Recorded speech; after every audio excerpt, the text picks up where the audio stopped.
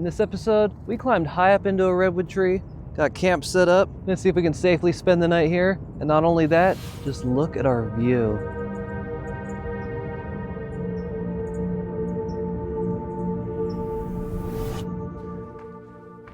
We are heading out for another solo overnight adventure.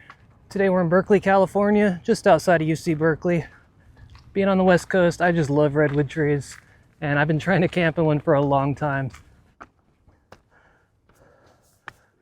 Just look at the view already.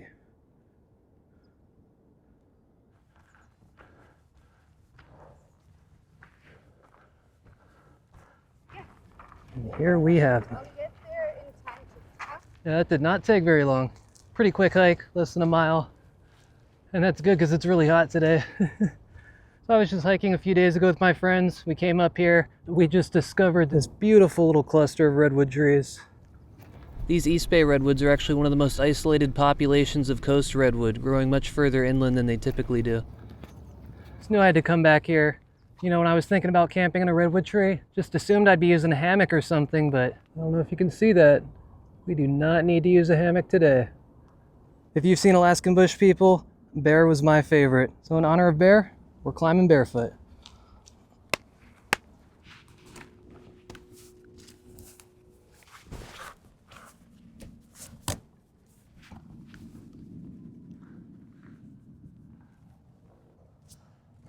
We made it.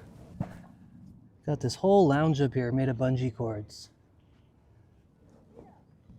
Just check it out.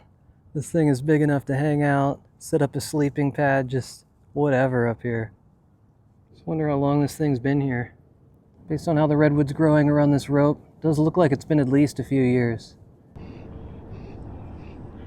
I don't know if you can hear that, but we got a noisy guy down there. Of course, this section's gonna be where we're sleeping tonight. We got even more further up the tree.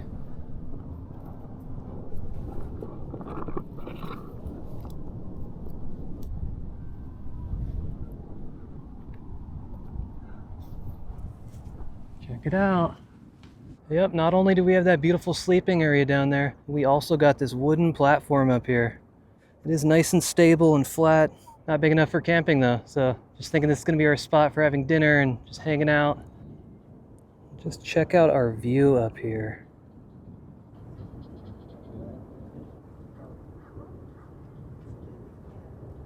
So I'm wanting to have dinner right away, and that means we're gonna have to go down there and carry up anything that we need. You know, when you climb a tree like this, always want to have many points of contact. Try to have at least 3 at any given time.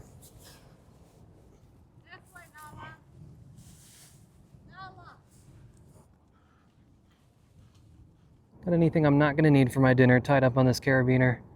Gonna make it a goal to try to not drop anything during this trip. I don't know if that's going to be possible though.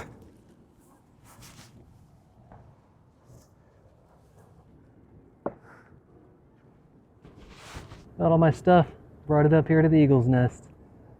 Just the logistics alone of carrying everything up this tree, trying not to drop anything. It's a lot more than I thought. So to start off dinner, a lot of you probably know I like to have fruit first with every meal. And I brought a banana. This was going to be for breakfast, but just look what happened in my backpack. So I'm going to cut around the mushy part and enjoy the rest. I'm glad I was able to salvage some of that. I don't know if you can see the golden light on my face. The sun is setting. It looks so beautiful out there. So I was dropping some hints in the comments that I was going to be doing a stealth camping trip this time. And actually had that video all recorded. I was about to start editing it, and long story short, lost a lot of footage. Just had some issues come up, and I don't know. Still have a lot of the footage, so I might turn it into like some kind of bonus episode. But I'm so happy that I stumbled onto this spot. So being up here in a tree, just thought it was a smart idea to not have any kind of flame, do any kind of cooking, you know. I'd probably be fine. I don't think I'd burn the tree down, but just want to play it safe, so we're not cooking for dinner. I like to have a little bit of fun with my meals. So at first I was thinking like, we're in a tree, what if I just ate all foods that come from trees? And as I was looking into that a little bit, it's mostly just fruits and nuts. Like I didn't just want to eat a bunch of fruit and nuts for dinner, so I got everything laid out. We're gonna do a little bit of stir fry without actually frying anything. So we got some soba noodles, got some pre-cooked chicken breast, got a mix of carrots, onions, celery, a few snap peas, hard-boiled egg. We're gonna top it off with some sweet and sour sauce and some furikake seasoning. These are some pre-cooked noodles. Found them in the refrigerated section next to the tofu at the store. Already rinsed them off with some hot water, kind of loosened them up a little bit. I got them coated in some oil. So I'm thinking this should be pretty easy to make. Got this tiny bowl here, probably just gonna do like half at a time. Got chicken in there. Got some veggies.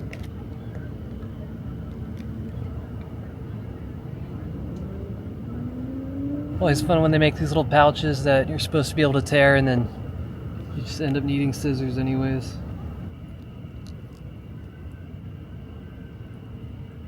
Let's get that furikake on there. Oh. Well, it's gonna be very seasoned. Unfortunately, forgot chopsticks. Thankfully I got this fork here. Check it out, it's a little camping fork. It folds up, nice and small. Got this at Daiso, Japanese dollar store. It's like $2. It's all mixed up. Well, looks like a stir fry to me. Sort of. So I really like stir fries, but having one like completely raw, just a bunch of raw vegetables, cold noodles. I don't know how this is gonna be, but I will let you all know. That is actually really not bad. The raw vegetables are adding a lot of crunch. You got the chicken, the egg, the noodles. This is actually really good. It was so easy to put together too. I'm getting to eat this with a view like this. I cannot complain. See the SF skyline out there. Got the Bay Bridge, Golden Gate Bridge. Just gotta take it all in. Just overheard some people walking by and they're like, oh, look it up there. Started taking pictures of me up there. So it's not very stealthy when I have to use all this light, but you know, we gotta see.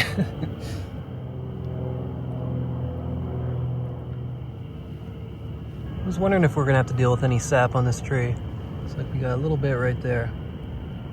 So UC Berkeley starts their fall semester next week, and it has been so busy all around town here. Just driving up here to come on this hike, just having to sit through tons of traffic and people dropping off their kids and people partying everywhere. It's pretty fun to see. Just hoping we're not gonna have a lot of visitors tonight. You know, I'm trying to get some sleep. Lately I just could not get my mind off getting back on the road trip. Got like a week to go. Just trying to get everything buttoned up here, just make sure I handle business, and I am so excited. Been keeping my eye on the weather for New Mexico. That is the first state that we're going to be spending some time in. Looks like we are going to have some lower 80s right about the time I was planning on traveling through there. But looking at the higher elevation areas up in northern New Mexico, it's like 70s. You got more mountains, badlands, just different formations, so maybe we'll be heading up north more. Who knows? Like really with this trip, a lot of it's going to have to be played by ear. Just kind of go with the flow. I've learned too many times that when traveling, you just cannot have something super strictly planned out. Things are going to change, you're going to have to pivot, and just got to work with it. Believe it or not, all of that furikake seasoning that I put on there, that was like the perfect amount. Actually could have used a little bit more. Guess that's why they make the opening as big as they do. You really got to load up on this stuff. Round two.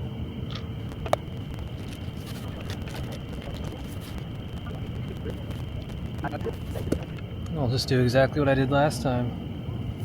And do it a second time. Cheers.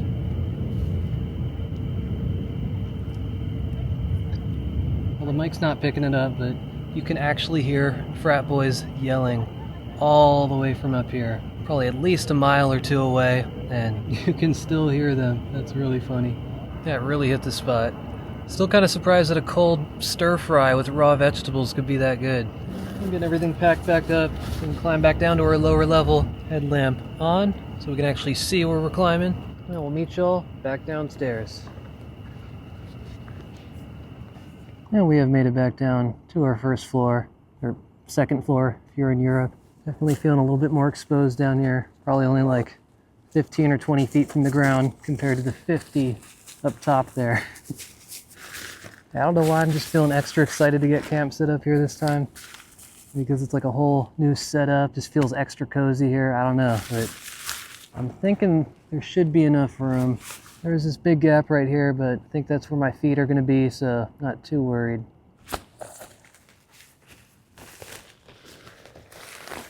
You know, I kind of thought about not using a sleeping pad, just putting my sleeping bag on this mesh here, but I thought like, man, I'm gonna feel each and every one of those bungees just digging into my back. Probably not the best thing.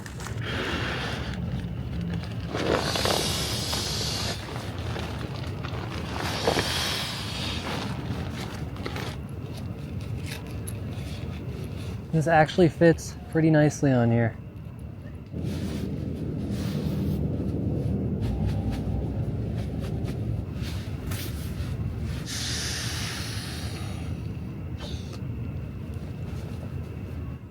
Wow, this really works.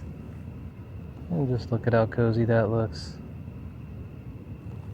Like how I got this branch right here I can kind of snuggle with. If I start falling out, I just grab onto it. Just thinking about waking up tomorrow morning, looking at the canopy and the sunrise. I just love this spot already.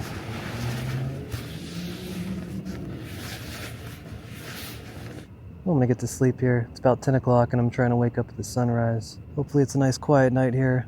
I'm hoping I don't fall out. Let me get my bug net down. I will see y'all in the morning. Good night.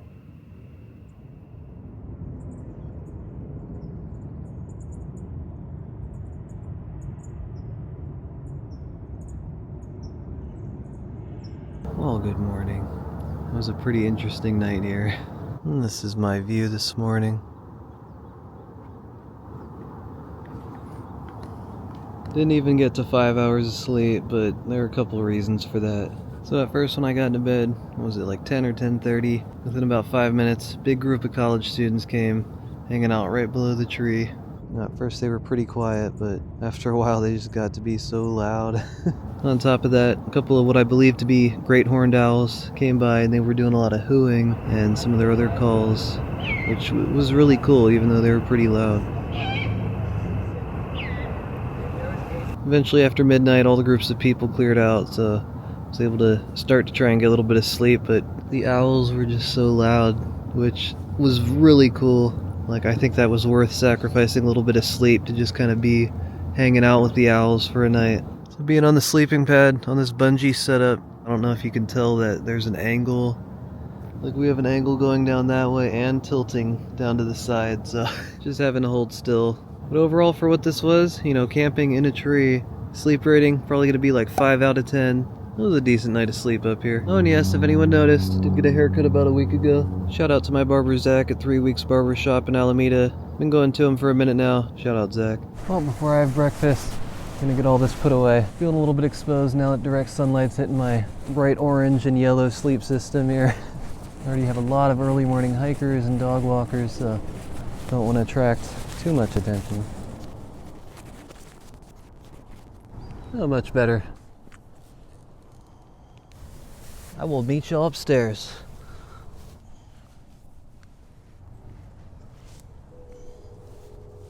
It's good to be back. Oh man, I was just getting out my things for breakfast and I was thinking like, wow, I'm pretty proud I haven't dropped a single thing yet this whole trip. Look, I don't know if you can see it. Had an apple just roll right off of the bench up here.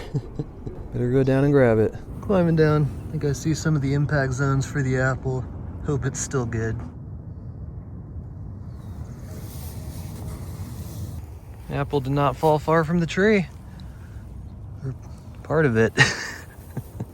That's a little unfortunate about the apple, but thankfully I still do have some cereal and milk. Have a nice quick breakfast. These little shelf-stable milks are so good for camping if you're not going to bring a cooler or don't have a fridge with you. If anyone's wondering what kind of cereal this is Kashi, the peanut butter kind. I think it has like 10 grams of protein and 10 grams of fiber, so it's pretty good when it comes to cereal. Just want to give a huge thank you to whoever established this little hangout spot here. Like the bungee setup downstairs or this little bench up here. I don't know how long they've been here, I don't know how many people contributed to it, but this is such a cool spot to just get away a little bit, spend some time out in nature, have this gorgeous view, and most of all, thank you Redwood tree for standing so tall and proud, just being you. I'd be really curious to hear, have any of you watching ever been up here? I can see this being a pretty popular spot, like this hiking area is already really popular, so hard to describe how peaceful it is just being up here and having breakfast, looking out at the view. Different birds flying around and chirping. What a nice start to the day.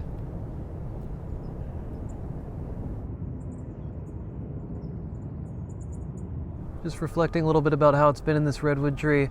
I'm super glad I decided to wear cargo pants. Also my flannel.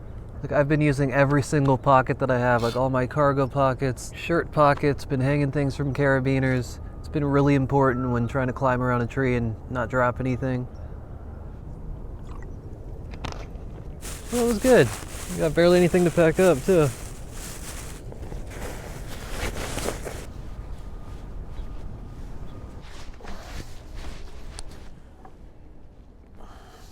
And as I'm climbing back down, I'm gonna double check for trash, but really I have not seen one piece of trash in this tree, as it should be.